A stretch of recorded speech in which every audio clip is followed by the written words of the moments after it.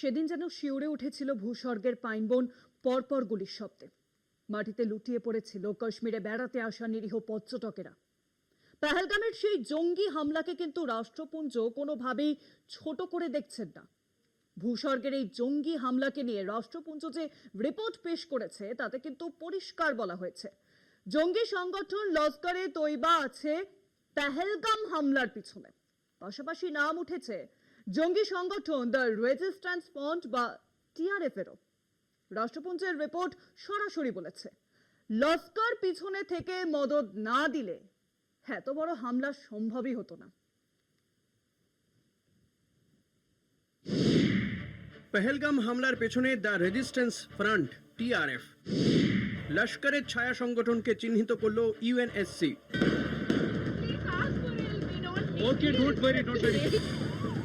Officially এই প্রথম পেহেলগাম হামলার পেছনে পাক মদতপুষ্ট সন্ত্রাসবাদী সংগঠন দ্য রেজিস্ট্যান্স ফ্রন্টকেই দায়ী করল রাষ্ট্রপুঞ্জের নিরাপত্তা পরিষদ। 21শে জুলাই এ ব্যাপারে একটি রিপোর্ট জমা দেয় ইউএনএসসির মনিটরিং টিম। 29শে জুলাই সেই রিপোর্ট সামনে আসে। রিপোর্টে জানানো হয়েছে 5 জন জঙ্গি 22শে এপ্রিল পেহেলগামে হামলা চালায়। সেদিনই এর দায় নেয় টিআরএফ। যেখানে হামলা চলে সেখানকার একটি ছবিও প্রকাশ করে তারা। এরপর 23শে এপ্রিল ফের সেই দাবি জানায় তারা। এরপর পিছু হটে 26শে এপ্রিল। দ্য রেজিস্ট্যান্স ফ্রন্ট ছাড়া আর কেউই হামলার দায় স্বীকার করতে এগিয়ে আসেনি। নিরাপত্তা পরিষদের 2টি সদস্য দেশ এই ঘটনার জন্য স্পষ্ট করেই লস্করকে দায়ী করেছে।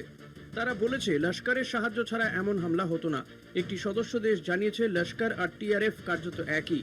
অন্যদিকে নিরাপত্তা পরিষদের একটি সদস্য দেশ শুধু জানিয়েছে লস্করের এখন আর কোনো অস্তিত্ব নেই। ভারতের কাছে এটা বড় কূটনৈতিক জয়।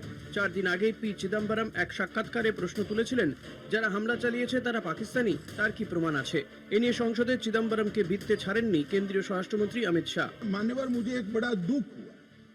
कल इस देश के पूर्व गृह मंत्री चिदम्बरम जी ने सवाल उठाया कि क्या प्रूफ है कि ये आतंकवादी पाकिस्तान से आए, और मान्यवर कब उठाया? जब संसद में चर्चा होने वाली थी। क्या कहना चाहते हैं चिदम्बरम साहब? किसको बचाना चाहते हैं? पाकिस्तान को बचाकर आपको क्या मिलेगा? ইউএনএসসি মনিটরিং কমিটির রিপোর্ট সামনে আসার পর চিদম্বরমকে তোপ দেখেছেন বিজেপি নেতা অমিত মালব্য। এক স্যান্ডেলে তিনি লিখেছেন, আর কত প্রমাণ পি চিদম্বরমদের সামনে তুলে ধরতে হবে। দ্য রেজিস্ট্যান্স ফ্রন্টকে এ মাসে বিদেশি সন্ত্রাসবাদী সংগঠন বলে আখ্যা দিয়েছিল আমেরিকা। টিআরএফ কে যুক্ত করেছিল স্পেশালি ডেজিগনেটেড গ্লোবাল টেররিস্টের তালিকায়। জানিয়েছিল টিআরএফ এর সঙ্গে যোগ আছে লস্করে তৈবার। আমেরিকা এই তকমা দিলেও নিজেদের ভাবমূর্তি যাতে বজায় থাকে তার জন্য চেষ্টা চালিয়ে যাচ্ছিল পাকিস্তান। কিন্তু রাষ্ট্রপুঞ্জের নিরাপত্তা পরিষদে তাদের মুখ খুলল। তারা যে সন্ত্রাসবাদের আতুরঘর, বিশ্বমঞ্চে আরও একবার তা প্রমাণিত হলো। কলকাতা টিভি।